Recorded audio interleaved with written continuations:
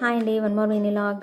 మా పాత సోఫాను మా పిల్లలు ఎక్కి తొక్కి దూకి అంతా దానికి పనికి రాకుండా చేశారనమాట. సో అందుకని చెప్పేసి దాన్ని పడేసాము.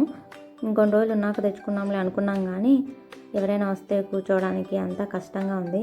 సో అందుకని చెప్పేసి ఇంకా మా హస్బెండ్ వెంటనే ఆర్డర్ పెట్టేశాడు ఆన్లైన్లో.